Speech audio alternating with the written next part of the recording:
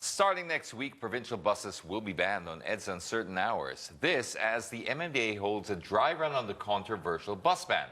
To tell us more about this, we have here MMDA Traffic Chief Bong Nebriha. Good morning. Thanks again for being here on this very rainy, wet Friday morning. True.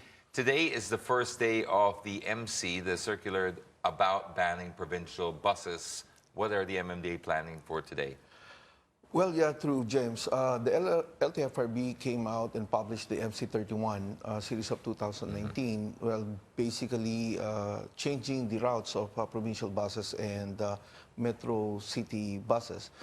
And with that, 15 days after today, August 2, is the effectivity of that MC. However, there's a collatilla underneath that says this will only be effective upon closure of all the provincial terminals. So in that case, we could not proceed without the closure and continue with the apprehension. So what we did is on August 7, we plan to conduct a dry run. We talked to the provincial bus operators 2 days ago and asked them for their cooperation, because it's only through this dry run that we could find out whether this policy will be effective or not. If there will be loopholes, if there will be flaws, if there will be something that we need to add on, then before its full implementation, we could already correct this. So we will just be waiting for the order of the LGUs concerned, that will include Pasay and Quezon City, on how long will they be able to close down all these terminals, so that this MC will be fully implemented and we could start apprehending and well, operationalize what we have planned for the longest period of time, 2 years or a year ago or 2 years ago. Okay, and what are the provincial bus operators saying? What are their concerns about this bus ban? There are different concerns for different buses, especially coming from the north, coming from the south. Well, they voice it out. But one good thing with that meeting was we came out with the resolution that, you know, we will participate, we will support this policy, and we will abide by the regulations that will be set for provincial buses, and at the same time with the city bus operators themselves. What are their main pain points, if they brought them up? Well, this is a drastic change in our transport system, and one concern is that what will happen to our buses once we drop off the passengers? Because, you know, these buses are long hauls. Some even go as far as Mindanao. So when they drop off their passengers in the morning, the next trip that they will have going back to Mindanao is in the evening. So well, basically the holding area, that's what their concern is, so that they could fix, they could check, and make sure that their buses who will be traveling back to Mindanao in the evening will be safe and sound. Okay, so that the turnaround time will give them time to check the buses, etc. Yes. Now, there is, at the moment, how will this affect the commuters? Because it's technically, the MC starts today, but you can't really enforce today without the, you mentioned there's a little clause about all the provincial bus terminals must be closed. Yes. They're not closed right now. So what's actually going to happen? What are the people going to feel? Will they be really stopped, ticketed, warned? How does this work? So from now on until August 7, there will be no change.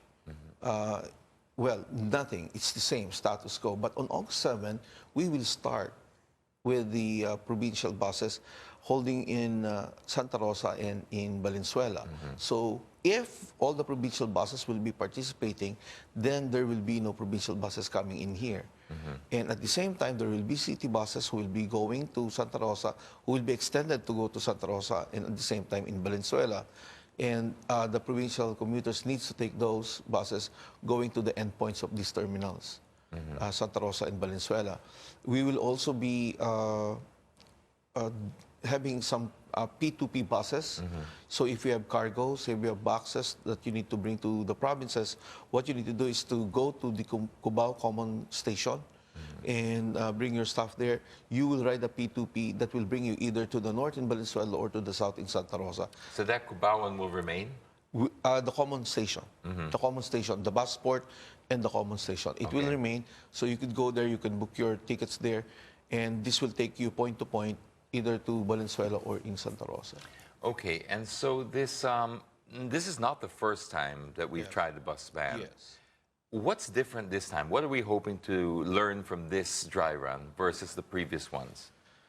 The alternative option. Before we tried to, as far back as GMA's time, I think President Gloria Macapagal-Arroyo's time, they already tried to institute this kind of policy. But the thing is, we never came out with the alternative bus station, the integrated terminal. There should be three, and now we have the PITX in Southwest, and we're coming up with the North and the South. These are just interim. We're coming up with a permanent one. This will be through PPP projects by the government and private sector. So once this is completed, then that would be the permanent PITX in the north and in the south. We're looking at FTI in the south and another one in Bukawi in the north. But these are not final yet.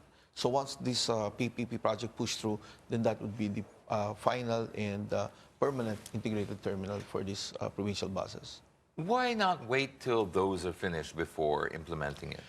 Yeah, that's one of the options that we had, James. But the thing is, if we will continue to wait, we're not reducing the number of new vehicles in Metro Manila.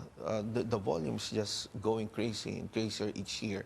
We're increasing, well, last year we're looking at 1.4 motorcycles and 400,000 vehicles. So if we This will is just EDSA, Metro Manila. Metro Manila. So now, if we will continue to wait for the next 3 years without any intervention on the sales and new car registration, and we're looking at more vehicles, and it would be harder for us to implement more changes. Have you seen or heard of this?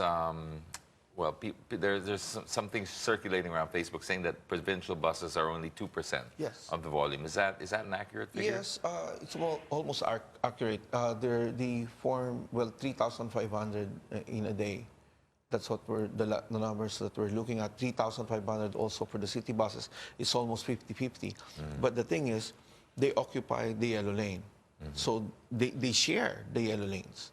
So what will happen is that if they are both there, we're looking at 7,000 buses on the yellow lane.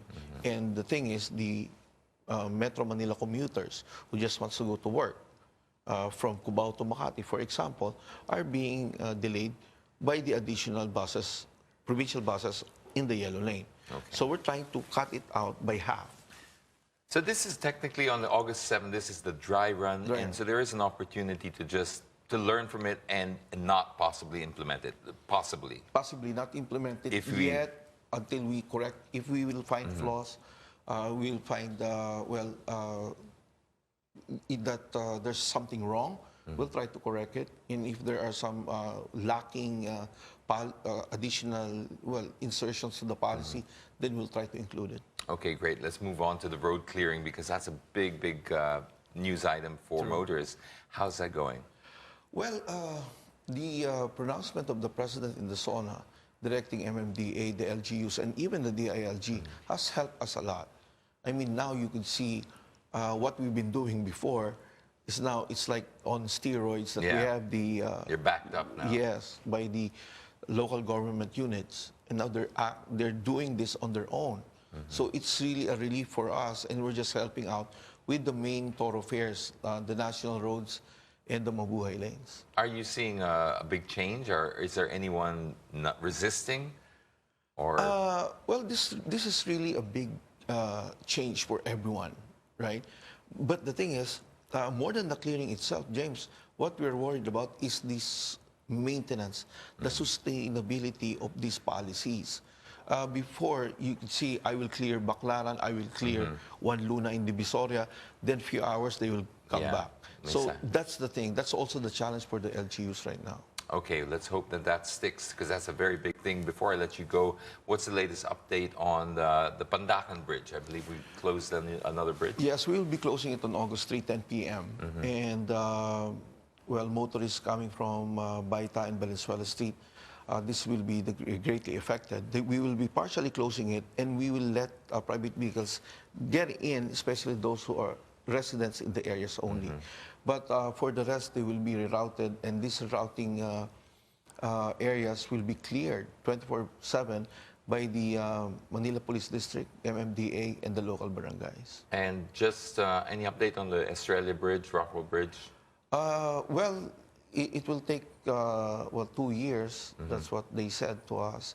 So they are continuously doing the infrastructure for that. But then again, more than anything else, there's really more bridges to be closed before we complete with the Skyway 3 project. Okay. So this Pandacan Bridge is also part of the Skyway 3 project. Well, it will definitely be worthwhile. Thank you very much, MMDA Traffic Chief Bong Debrija. You're watching New Day here on CNN Philippines.